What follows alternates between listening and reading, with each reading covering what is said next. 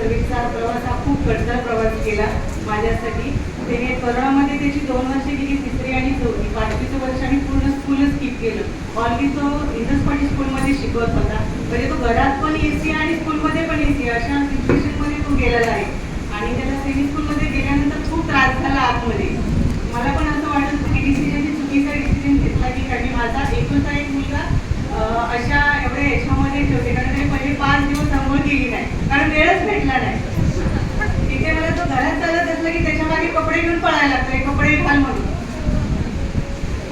आणि मी पालकांना एवढं सांगू शकते की तुम्ही जे आता मुलांना हे करताना अभ्यासाबद्दल खेळ खेळ म्हणून अभ्यास करा. आणि ज्याचा कोणाचा TV चालू असेल ना, पहिला TV बंद करा, मोबाईल बंद करा. सर्वेशने आम्ही क्लास जॉईन केल्यापासून आमचा TV पूर्ण बंद होता, मोबाईल पण बंद होता. आणि जो आम्ही त्याला जिथे जर स्टडी घ्यायची ना, पहिला मी आधी लर्न करायची, क्वेश्चन पेपर लर्न करायचे आणि मग त्याच्यावरून बोलून घ्यायची. आमचा जो अभ्यासाचा जो हे होता ना, तो उलटा प्रवास होता. मी पाठ करायचा आणि तो मग मला विचारणार, मग मी चुकली तर मला पनिशमेंट करायचा, मग मी इथं हे तुझं चुकलं म्हणून. आणि मॅप जे असतं ना, आपल्या इंडियाचा पॉलिटिक मॅप असतो, त्याच्यामध्ये आम्ही सगळं हे केलं होते. क्लासिक डान्स असते, तुमची फॉक डान्स असते किंवा हे असेल, आता पूर्ण मॅप तयार करून घरात जो ज्या ठिकाणी तो एक होता आमची मिरर पूर्ण आम्ही बंद केला होता बघायचा. सगळ्यांसाठीच बंद होता तो मिरर. सगळ्या मिररवर फॉर्म्युले लावले होते, इंडियाचा पॉलिटिकल मॅप लावला होता. परत हा बाथरूम असतो, किचन असतो, सगळे त्यांचा अभ्यासच चालू असायचा. आणि ज्यावेळेस तो असा खेळत असेल किंवा टाइमपास करत असेल ना, तर मी रेकॉर्डिंग लेक्चर ऐकवतो. तो सगळं रेकॉर्डिंग करायचा आणि मग तो आम्ही खेळत खेळत ऐकायचो. आणि मेडिकल त्याचं म्हणजे मेडिकलला सुरुवातीला जो हे झालं ना, आम्हाला एक अकॅडमीने सांगितली की त्याला नॉकनी आहे म्हणून. मग आम्ही एवढं हे झालं ना नॉकनीसाठी, त्याला मी पायाला पाय सुद्धा झोपताना हे करून देत नव्हते. मध्ये उशी टाकायची, रात्री उठून बघायची त्याने पाय चिपकवलेत का. म्हणजे दादा बोलताना ना आतून हे होतंय, असं धडधड होतंय की इथं मी एवढं हे होते ते.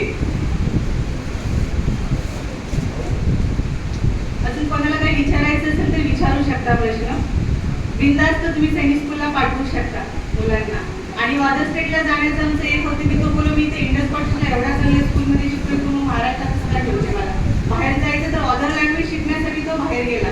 आणि तिथे जाऊन जे हे बाहेरच्या स्टेटमध्ये जे असतं ना, तुम्हाला सगळं डिफरंट असतं, लँग्वेज डिफरंट असते, क्लायमेट तुमचं, परत ना खाण्याचे प्रॉब्लेम. आम्ही तिथं गेलो का आम्हाला कन्नडाचं काहीही समजत नाही. आम्ही ट्रान्सलेट करतो, मोबाईलमध्ये फोटो काढायचा आणि हे करायचं, ट्रान्सलेट करायचं आणि मग समजायचं हे स्टेशन कुठलं आहे किंवा हे लँग्वेजला काय म्हणतात ते. आता तो स्वतः कन्नडा बोलतो.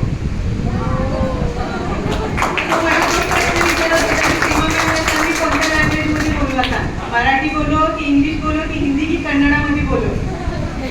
मी म्हटलं फक्त ती कन्नडा लँग्वेज फक्त आईच्या मम्मीला समजू शकते, बाकी आम्हाला कोणाला काही ते कळणार नाही. आणि तो जेव्हा सुट्टीवर वेकेशन आला तेव्हा तो आईला घरी भेटायला गेला होता, तेव्हा त्या दोघांचं डिस्कशन असं चालू होतं की म्हणजे माझ्या स्कूलमध्ये आणि तुझ्या स्कूलमध्ये एज्युकेशन बद्दलच बोलत होते, बाहेरच्या गप्पा अजिबात बोलत नाही. आता त्याला 91% पडली मार्क्स यावर्षी त्याला, आणि हिंदीचा सेकंड टॉपर आहे तो.